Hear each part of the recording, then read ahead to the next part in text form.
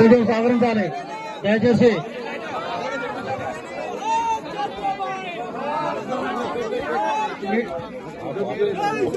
Police వారికి కూడా media మిత్రులకు సహకరించాల్సి కోరుతున్నాము. దశవాసులు కొంచెం సహకరించాలి దయచేసి. మీడియా వాళ్ళు కూడా కొంచెం సమన్వయం పాటించాలి. మీడియా మిత్రులు కొంచెం సమన్వయం పాటించాలి. నాయకులు కూడా ఇక్కడ వచ్చేసిన నాయకులు కూడా కొంచెము ఆ యొక్క బాధిత కుటుంబానికి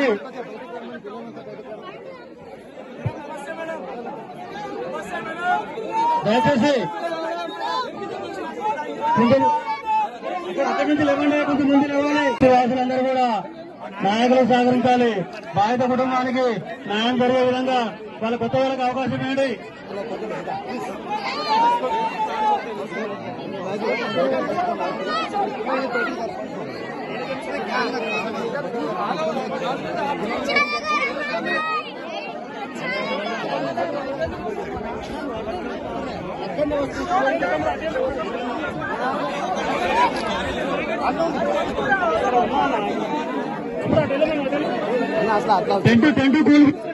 టెంటు జర జాగ్రత్తగా మీరందరూ సమన్వయం పాటించాలి. ఇక్కడ ఇచ్చేసిన మిత్రులందరూ కూడా టెంటు కోల్పోయే స్థితిలో ఉంది. అందరూ కూడా సహకరించాలి. నాయకులు దేశ నాయకులు అందరూ కూడా సహకరించాలి. సహకరించండి.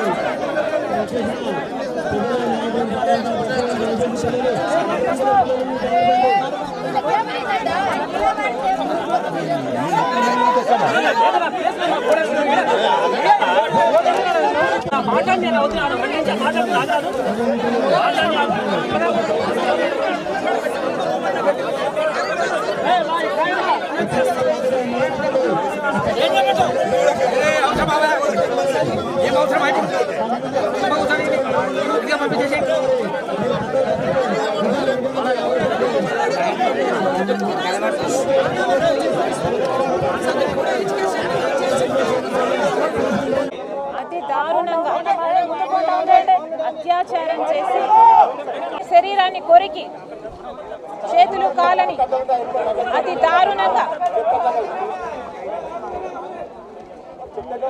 ఆఖరికి హత్య చేసిన విషయం కూడా తెలిసిందే. హత్య జరిగిన తర్వాత ఆ అమ్మాయి కనిపించకపోతే, హత్య జరగక ముందు అంటే ఈ పేరెంట్స్కు తెలియక ముందు ఆ అమ్మాయి కనిపించకపోతే 5 గంటల నుంచి వాళ్ళు మా అమ్మాయి కనిపించడం లేదు అని అందరికీ చుట్టుపక్కల వాళ్ళకు చెప్పి కనపడ్డ పోలీసులకు చెప్తే వాళ్ళు ఈ పేరెంట్స్ క్రైమ్ హిస్టరీ ఉన్న ఈ యువకుడు మా పక్కింట్లో ఉంటాడు, ఆ అబ్బాయి చేసుండొచ్చు, మా అమ్మాయి చెవులో దుద్దులున్నాయి, కమ్మలున్నాయి, ఆ కమ్మల కోసమైనా మందు కోసమైనా అమ్ముకోనైనా ఆ అబ్బాయి మా అమ్మాయిని తీసుకెళ్లాడేమో, దయచేసి అక్కడ చూడండి అని ఎంత చెప్పినా పోలీసు వాళ్ళు పట్టించుకోలేదు.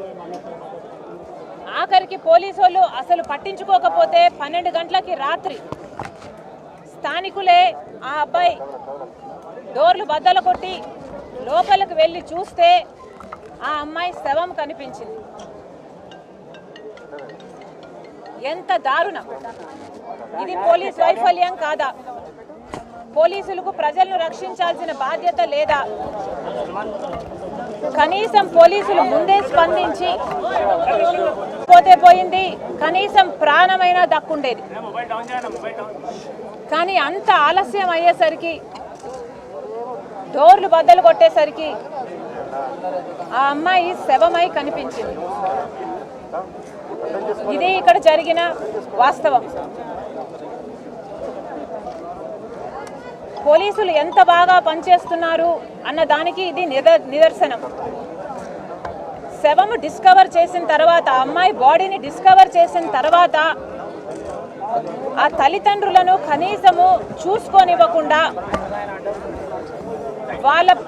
వాళ్ళ పర్మిషన్ లేకుండానే, అంటే ఆ తల్లిదండ్రులు బాడీని ఇవ్వకపోతే చుట్టుపక్కల ఉన్న ఆడవాళ్ళ మీద, ఆ తల్లి మీద లాఠీ చార్జ్ చేసి, ఇది హైలైట్ అవ్వని విషయము. దయచేసి మీడియా హైలైట్ చేయండి. పోలీస్ చేసిన పని లాఠీ చార్జ్ చేసి మరీ శవాన్ని గుంజుకుపోయారు. పోస్ట్ మార్టంకి తల్లిదండ్రులు ఆమోదం ఇవ్వకపోయినా కూడా పోలీసులు గుంజుకుపోయి శవాన్ని గుంజుకుపోయి తీసుకెళ్ళిపోయి ఇంతవరకు పోస్ట్ మార్టం రిపోర్టు కూడా బయట పెట్టలేదు. పోలీసులు ఎవరికి పని చేస్తున్నారు? పోలీసులు ప్రజల కోసం పనిచేస్తున్నారా, లేకపోతే కేసీఆర్ కోసం పనిచేస్తున్నారా, ఈ ప్రభుత్వం కోసం పనిచేస్తున్నారా? అంటే లోకంలో, ప్రపంచంలో, ఈ రాష్ట్రంలో ఎక్కడైనా కూడా క్రైమ్ జరిగితే అది ఫస్ట్ చూసేది పోలీసు వాళ్ళు. అది రిపోర్ట్ చేయాల్సిన బాధ్యత పోలీసులకు ఉంది.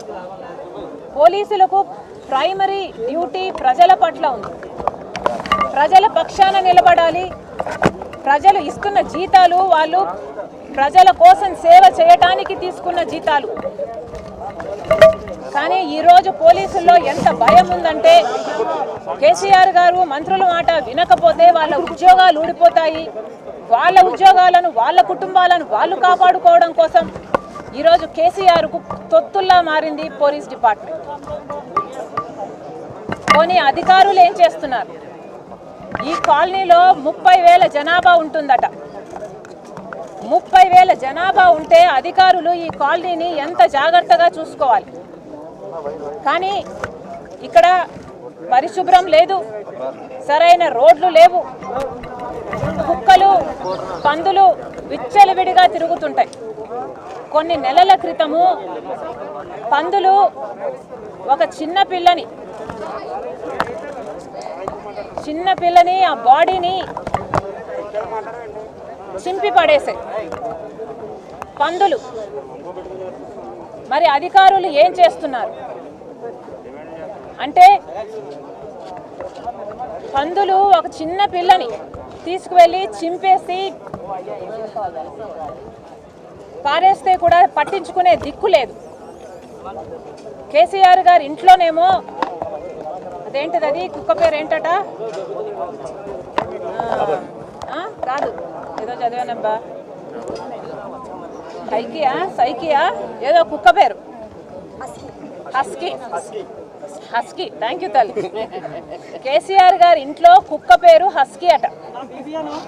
ఆ హస్కీ అనే కుక్కకి జబ్బొచ్చి చనిపోతే ఆ వెటనరీ డాక్టర్ని ఉద్యోగం పీకేశారట.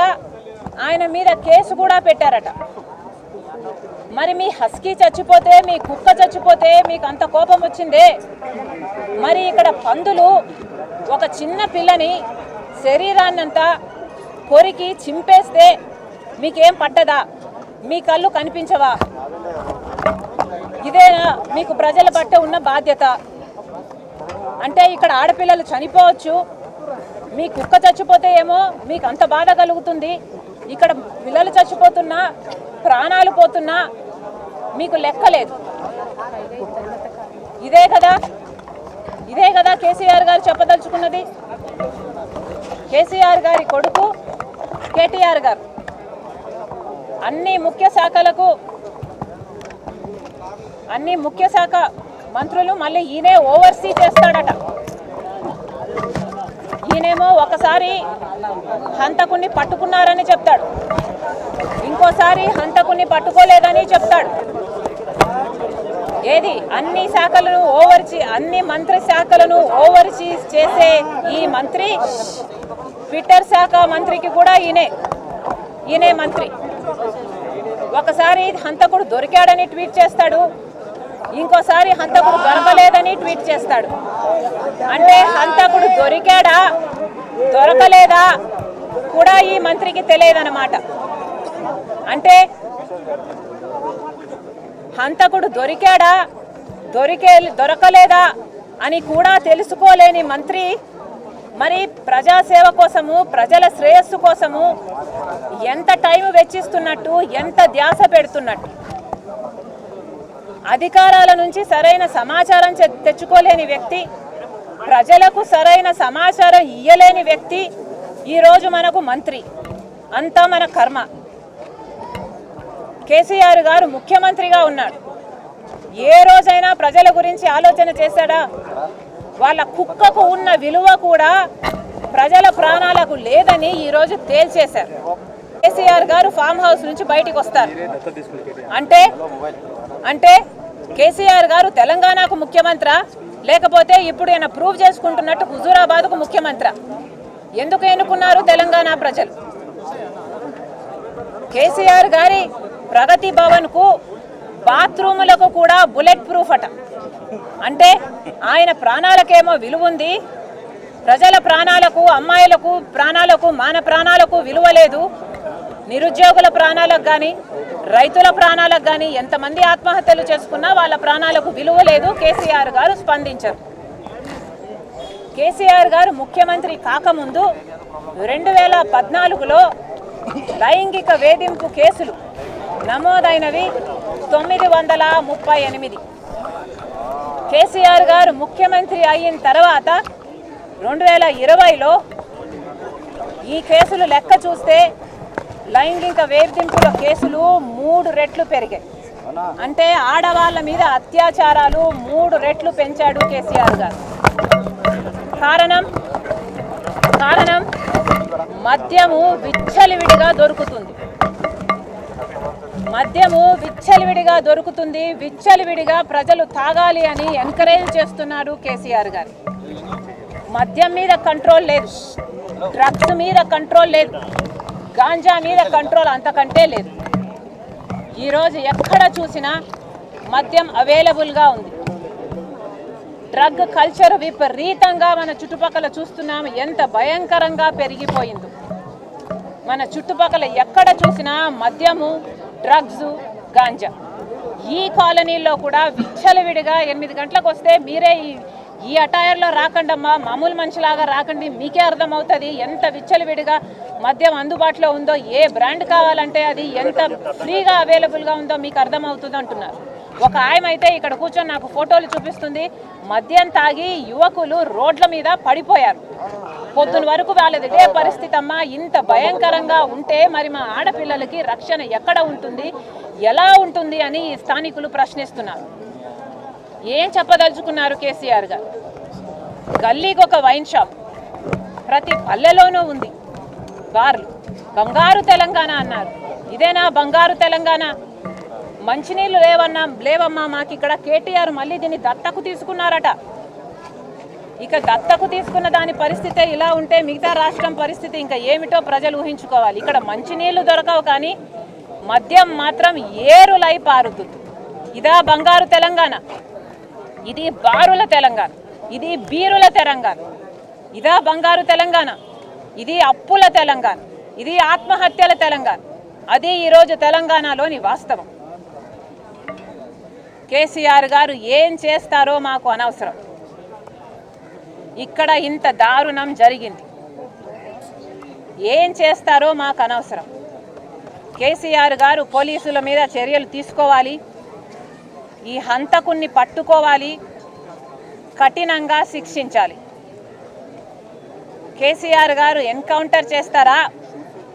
కేసీఆర్ గారు ఫాస్ట్ ట్రాక్ కోర్టు ఏర్పాటు చేసి అందరికీ బుద్ధొచ్చేలా, అమ్మాయి మీద చెయ్యి పడితే చేతులు విరిగిపోతాయి, మెడ తెగిపోతుంది అన్న భయం కలిగించకపోతే ఈ అట్రాసిటీస్ ఆగవు.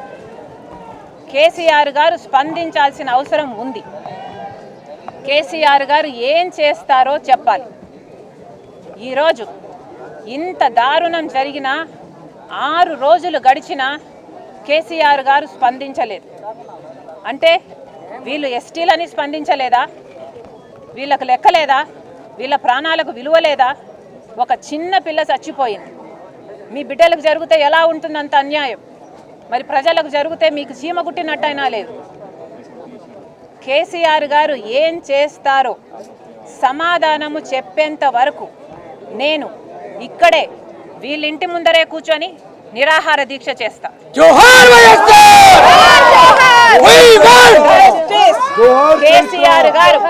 కేసీఆర్ గారు నోరు విప్పాలి.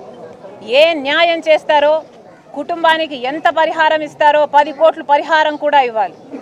ఏమి న్యాయం చేస్తారో కేసీఆర్ గారు నోరు విప్పి చెప్పాలి. హంతకుణ్ణి మేము పట్టుకుంటామని భరోసా కలిగించాలి. పట్టుకున్నాక ఈ కుటుంబానికి భద్రత కలిగిస్తామని భరోసా కలిగించాలి. వీళ్ళు ఇక్కడికి వచ్చి ఉంటున్న వాళ్ళు, బతుకు తెరువు లేని వాళ్ళు, వీళ్లకు ఎట్లా ఏ అండగా ఉంటారో చెప్పాలి. కేసీఆర్ గారు ఫైనలీ 6 రోజులు అయిన తర్వాత అయినా సరే కేసీఆర్ గారు నోరు విప్పాలి. విప్పేంత వరకు నేను ఇక్కడే కూర్చుంటా, నిరాహార దీక్ష చేస్తాను. Thank you.